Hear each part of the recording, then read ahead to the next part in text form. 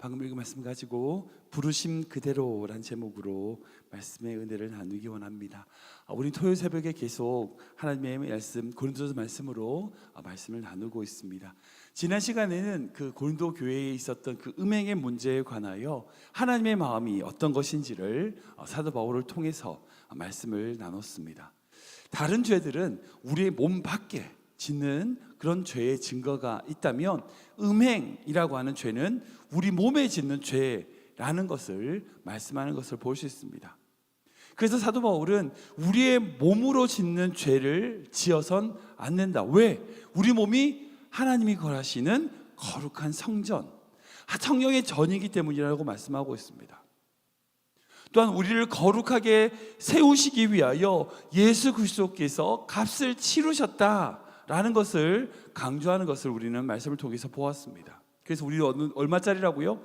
예수님짜리라고요. 우리는 그런 관점에서 우리는 우리의 몸을 하나님이 원하시는 주님을 위하여 쓰는 자가 되어야 된다는 것이 바로 그 음행에 관한 사도 바울의 권면, 그 하나님의 말씀이었습니다. 저는 우리의 모든 성도님들이 정말 하나님의 거룩한 성전으로서 주님께 귀하게 쓰임받는 귀한 성도 되시길 주님으로 축원합니다. 아멘. 지난주에 이어서 오늘 7장 말씀을 통하여 하나님의 말씀은 하나님의 마음을 좀 나누기를 원합니다. 우리 교회에서 계속해서 말씀 연구를 하고 있죠. 잠깐 방학을 하고 있지만 이 말씀 연구 방법론에 있어서 강조점 찾기가 있습니다. 그 강조점 찾기에서 주의 깊게 살펴보는 것이 있습니다. 뭔지 아세요? 강조점 찾기에서 제일 첫 번째 반복입니다. 반복. 성경에서 무언가를 중요한 말씀을 하실 때는 가장 많이 쓰는 방법이 뭐냐? 반복이에요. 여러 번 말씀하시는 거죠. 즉 같은 단어, 같은 문장 이런 것들을 반복한다는 것은 그것을 두드러지게 하려는 의도가 담겨 있습니다. 오늘 읽었던 이 7장 17절부터 24절까지 8구절밖에 안 되는 짧은 구절이지만 이 말씀 속에 무려 3번이나 반복되는 말씀이 있습니다. 뭔지 아시겠어요? 17절 말씀 먼저 볼까요? 말씀 보시면 하나님의 각 사람을 부르신 그대로 행하라. 20절 말씀 보면 각 사람을 부르심 받은 그대로 행하라. 24절 말씀 보면 형제들아 너희 각각 부르심 받은 그대로 행하라 라고 말씀합니다. 그러니까 부르심 받은 그대로 하라는 거예요. 17절, 20절, 24절 3번에 걸쳐서 부르심 받은 그대로라고 하는 표현이 등장하는 것을 볼 수 있습니다. 즉 사도 바울은 이 말씀을 통해서 각 사람은 부르심 받은 그대로 행하라 라는 말씀을 우리에게 하고 계신 것을 볼 수 있습니다. 여러분 이 말씀이 가진 의미가 뭘까요? 우리가 좀 이 말씀을 좀 구체적으로 생각해 보기 원합니다. 먼저 17절 말씀을 다시 한번 읽어볼까요? 같이 읽겠습니다. 시작. 오직 주께서 각 사람에게 나눠주신 대로 하나님이 각 사람을 부르신 그대로 행하라. 내가 모든 교회에서 이와 같이 명하노라. 아멘, 아멘. 우리가 1절부터 16절까지는 좀 건너뛰었는데요. 이 본문에 있는 앞에 있는 1절부터 16절까지 말씀을 보면 결혼과 가정에 대한 구체적인 내용들을 기록하고 있습니다. 남편은 아내에게 어떻게 행하고 아내는 남편에게 이렇게 행하라. 뭐 과부에 대해서도 결혼하지 않은 그런 자들에 대해서도 이렇게 행하라고 하는 구체적인 말씀들을 7장에 음행에 관련하여 연결시켜서 말씀하는 것을 볼 수 있습니다. 즉 사람마다 자신이 처했던 환경과 상황, 그런 처지가 다 다를 수 있어요. 또한 오늘 있던 부분 말씀 보면 자유인이라고 표현되는 종이 아닌 사람과 종이라고 표현되는 노예라고 하는 신분의 차이가 있다는 것을 볼 수 있습니다. 뿐만 아니라 그 고린도 교회 안에는요 로마 시민권이라고 하는 그런 시민권을 가진 모든 권리를 가진 자와 로마 시민권이 없는 불체자라고 하죠. 불법 체류자들도 함께 있어요. 그러니까 각각 처지가 다른 겁니다. 교회 안에 그렇게 각각 처지가 다른 사람들이 있고 형편이 다른 다양한 사람들이 제각각의 사람들이 모여 있더라는 거예요. 특별히 제가 말씀드리지만 이 고린도 교회는요 이 로마 시대, 로마 제국의 가장 유명한 항구 도시입니다. 그러니까 항구 도시다 보니까 여러 전 세계의 여러 종류의 사람들이 다 모이는 곳이에요. 인종도 다르죠, 신분도 다르죠, 뭐 성별이나 모든 것들이 다 다른 그런 다양한 사람들이 그 고린도 지역에 모여 있고 그런 고린도 교회 지역에 세워진 교회이기 때문에 그 교회 역시 가난한 사람, 부자, 사회적인 강자나 뭐 지위가 있는 사람, 그런 지위가 없는 사람, 유대인이든 이방인이든 정말 다양한 사람들이 모여 있는, 다양한 차이가 있는 교회가 바로 고린도 교회였다는 거예요. 그런데 문제가 뭐예요? 서로에 대해서 자기의 모습이 너무 부족하다. 그러니까 그런 모습에 대하여 불평하고 불만을 표하는 사람들이 있다는 거예요. 그래서 그 고린도 교회를 향하여 사도 바울은 하나님이 너희를 어떻게 부르셨든지 그 부르심 그대로 행하라는 거예요. 근데 그런 말씀은요, 그 고린도 교회뿐 아니라 이 땅에 있는 모든 교회에도 동일하게 하나님께서 적용하는 말씀으로 선포하신 것을 볼 수 있습니다. 그렇다면 왜 부르신 그대로 행하라 할까요? 우리가 이 말씀을 잘 이해해야 됩니다. 그건 뭐냐? 하나님의 부르신 뜻을 이루기 위해서라는 거예요. 즉 하나님이 부르신 뜻, 그 정하신 뜻을 이루기 위하여 부르신 그대로 행하라라고 사도 바울이 선언하는 것을 보게 됩니다. 제가 존경하는 목사님들 중에 여러분이 계시지만 이제 옥하는 목사님, 고인이 되신 옥하는 목사님 로마서 강의를 제가 참 많이 듣기도 하고 말씀을 들었는데요. 그 로마서 강의 11장, 로마서 11장에 하나님의 부르심에는 후회하심이 없다는 말씀을 하시면서 그 옥하는 목사님께서 하신 설교가 있습니다. 제가 잊지 못할 설교가 있는데 그분이 이제 사랑의 교회를 목회하셨잖아요. 그 사랑의 교회를 목회하시면서 하신 말씀이 뭐냐면 하나님의 부르심이 각각 다르다는 거예요. 그런 의미에서 사랑의 교회, 그 자신이 섬겼던 그 목회하는 그 사랑의 교회 성도들 중에서는요, 막노동하는 사람들도 있어야 된다는 거예요. 그 사랑의 교회가 원래 강남에 있다 보니까 좀 사회적으로 좀 지위가 높은 사람들이 모여 있는 교회입니다. 근데 그러다 보니 사회적으로 지위층이 있는 변호사, 의사, 그런 교수들만 있는 교회는 좋은 교회가 아니라는 거예요. 그 교회 안에도 막노동하거나 저층, 그렇게 가난한 사람들도 있어야 된다는 거예요. 그런 사람이 그 모습 그대로 어떻게 해요? 예수 그리스도로 구원받아서 막노동하면서 사회의 그 층에, 저층에 있는 사람들과 함께 살아가는 믿음의 사람들 또한 그 교회에 필요하다는 거예요. 무슨 말씀인지 아시겠죠? 그러니까 교회 안에 모든 사람들이 다 높은 사람으로만 가려고 하는 게 아니에요. 다양한 사람들이 있다면 그 다양한 사람들이 부르심 받은 그대로 자기가 있는 처소와 자기가 있는 환경에서 하나님의 뜻을 이루며 살아가야 된다는 거예요. 즉 그런 교회 안의 다양성으로서 하나님의 뜻대로 이루기 위하여 최선을 다해야 된다는 말씀을 그 옥하는 목사님이 하신 것을 제가 기억이 납니다. 저는 그 목사님의 말씀에 전적으로 동의합니다. 고린도 교회 성도들 중에 예수를 믿고 난 다음에 구원받은 이후에 어떤 현상이 있었냐? 사회적 관계를 끊으려는 성도들이 있었어요. 즉 무슨 말이냐? 예를 들면 그런 거예요.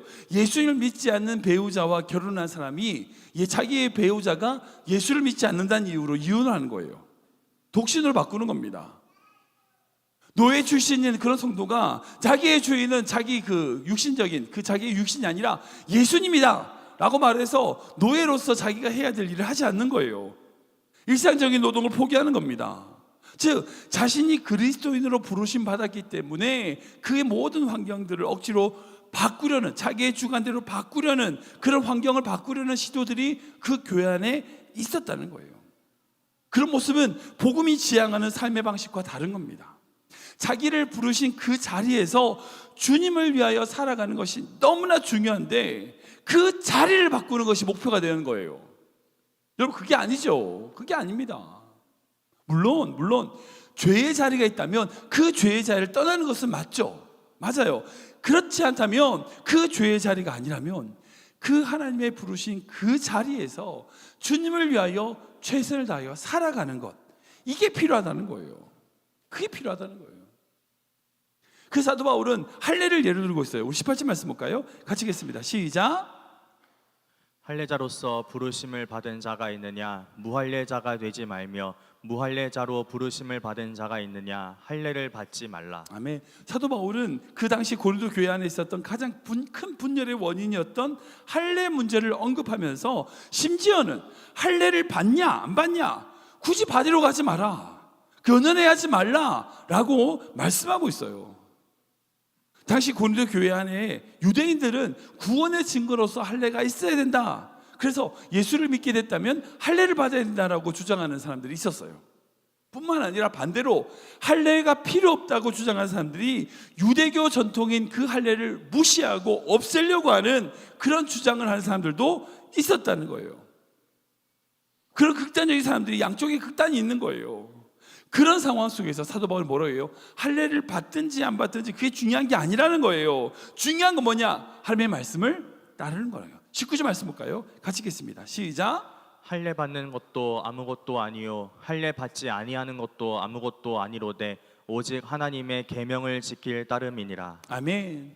그러니까 그 할례를 받냐 안 받냐 그게 중요한 게 아니라 지금 너를 부르셨다면 그 부르신 그대로 어떻게 해야 된다고요? 하나님의 말씀을 지키며 따라야 된다는 거예요. 신분의 문제도 마찬가지입니다. 우리 21절 22절인데요 같이 읽겠습니다. 시작. 내가 종으로 있을 때에 부르심을 받았느냐 염려하지 말라. 그러나 내가 자유롭게 될 수 있거든 그것을 이용하라. 주 안에서 부르심을 받은 자는 종이라도 주께 속한 자유인이요 또 그와 같이 자유인으로 있을 때에 부르심을 받은 자는 그리스도의 종이니라. 아멘. 무슨 말씀이에요? 종이든 자유인이든 그런 신분의 문제가 너희가 예수 그리스도의 종이 되는 것에 전혀 관계가 없다는 거예요. 비록 종이지만 너가 종으로 부름을 받았다면 그 그리스도 안에서 자유인이라는 거예요. 자유인이지만 그리스도 안에서 너희가 종이라는 거예요. 무슨 말이에요? 종이든 자유인이든 그게 중요한 게 아니라는 거예요. 중요한 건 뭐예요? 그 부르심 받은 그대로 그의 삶의 자리에서 최선을 다하여 살아가는 말씀이에요. 지금 우리 주변에는 이제 종이 없죠. 노예가 없습니다. 그렇기 때문에 노예가 어떤 삶을 사는지는 우리는 정확하게 피부적으로 피부에 와닿게 이해할 수는 없어요. 자유인에 비해서 얼마나 이제 삶의 모습이 형편없을지는 우리는 추정만 할 수 있죠. 근데 사도 바울이 지금 말씀하는 건요, 너가 자유할 수만 있다면 자유인이 되라고 말씀하지만 그런 자유인이 되는 것 자체가 목표가 되어선 안 된다는 거 말씀하시는 거예요. 노예로서, 종으로서 그리스도인이 된 사람이 할지라도, 자유인으로서 그리스도인이 되면 할지라도 그 상태가 중요한 게 아니라 그 상태에서, 부르신 그 상태에서 내가 어떤 삶을 살아가느냐는 거예요. 중요한 것은 결혼하냐 안 하냐, 내가 뭐 어떻게 하냐 안 하냐, 그게 중요한 게 아니에요. 가난한지 부자인지 그게 중요한 게 아니에요. 그런 환경이 아니라 내 자신을 하나님 앞에 온전히 올려드리는 그 부르심 앞에 나아가는 것이에요. 그래서 사도 바울은 결론적으로 24절 이렇게 말씀합니다. 같이 읽겠습니다. 시작. 형제들아 너희는 각각 부르심을 받은 그대로 하나님과 함께 거하라. 아멘. 24절 말씀 보면 이제까지 나오지 않았던 표현이 한 가지 더 나옵니다. 그게 뭐냐면 하나님과 함께 거하라 라는 표현이에요.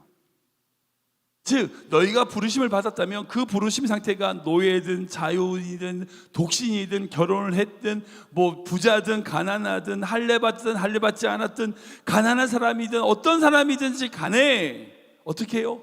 하나님과 함께 거하라는 거예요. 하나님과 함께 있으라는 거예요. 하나님 곁에 머물라는 거예요. 이게 바로 하나님이 이 사도 바울을 통하여 우리에게 주신 말씀이에요. 어제 금요 예배 때 제가 이제 감사할 수 없을 때 하나님께 감사를 드렸던 한 사람을 제가 소개시켜 드렸어요. 김희아 집사님을 제가 소개시켜 드렸는데 혹시 어제 금요 설교를 못 들으신 분 계시면 꼭 한번 들어보시면 좋겠습니다. 오늘 이 말씀은요 그분의 삶과 연결됩니다. 말씀하고 연결돼요. 사랑하는 여러분, 지금 여러분들이 처한 환경과 상황 때문에 하나님을 섬기지 못한다, 절대 아니에요. 그런 거 아닙니다. 내가 지금 하나님을 그렇게 할 수 없어, 내가 이 상황이 이렇게니까 예배를 못 드리지, 여러분 절대 그렇지 않아요. 그런 거 아닙니다. 내가 지금 원망할 수밖에 없는 환경이야, 여러분 그런 핑계로 우리가 원망하고 불평하고 있지 않습니까? 그리스도인은 결국 그런 존재가 아니에요. 이 세상의 상황이 어떻게 변하든지 그 상황에 따라서 물결이 흘러가는 대로 그렇게 떠다니는 부유물이 아니에요. 그리스도인이 그런 존재가 아닙니다. 어떤 환경과 상황일지라도 그 부르심에 하나님을 위하여 살아가는 자, 여러분 그것이 그리스도인이 하나님의 백성이에요. 우리를 부르신 그 부르심에 따라 날마다 주님과 동행하며 주님께 감사를 드릴 수 있어야 돼요. 그런 의미에서 그리스도인은요 무인도에서나 사람들이 바글바글거리는 도시 속에서나 하나님의 백성으로 살 수 있어야 됩니다. 가난하거나 부자이거나 젊거나 나이가 들거나 병들거나 건강하거나 독신이거나 결혼했거나 풍족한 삶을 살거나 그렇지 못하거나 어떤 환경일지라도 그 속에서 그 부르심 그대로 하나님의 의와 살아가는 거예요. 우리가 예수를 믿는 것이 우리의 환경을 바꾸는 것이 목표가 되어서는 절대 안 됩니다. 때론 하나님이 우리가 믿을 때 우리 환경을 바꿔주시죠. 예, 그래, 맞아요. 그러나 그게 우리가 예수를 믿는 이유가 되는 건 아니에요. 우리는 주님을 위하여 살아가기 위하여 우리의 영혼을 변화시키고 우리를 구원하신 그 주님 앞에 날마다 나아가는 것이 목표가 되어야 됩니다. 말씀 정리하겠습니다. 이 말씀은 앞에 6장에는 음행과 전체적으로 연결시켜서 가정과 결혼 그리고 모든 상황에 따른 하나님의 부르심이 무엇인지를 말씀하고 있습니다. 사랑하는 여러분, 사도 바울이 하나님이 그 사도 바울을 통해서 우리에게 주신 말씀이 의미가 뭘까요? 지금 여러분들을 부르신 그 하나님의 부르심은 무엇입니까? 그 부르심 앞에 불평과 불만과 그런 짜증으로 하나님 앞에 나아가서 신앙생활하는 성도가 아니라 하나님이 부르신 그 부르심의 자리에서 감사함으로 그 부르심을 위하여 날마다 주님과 동행하며 나아가는 귀한 믿음의 성도 되시길 주님의 이름으로 축원합니다. 여러분은 하나님의 백성입니다. 하나님의 것이에요. 걱정하지 마세요. 여러분을 부르셨다면 그 부르심의 목적이 있습니다. 지금 여러분들 그 자리로 몰아넣으셨다면 하나님이 그곳에 보내신 이유가 있어요. 그 속에서 감사하십시오. 찬양하십시오. 그 부르심 그대로 하나님을 위하여 최선을 다해 살아갈 때에, 주님을 붙들 때에 우리의 환경 상황 가운데 어떤 문제가 있다 할지라도 그 속에서 날마다 주님과 동행하며 주님과 함께 거하는 믿음의 성도 되시길 주님으로 축원합니다.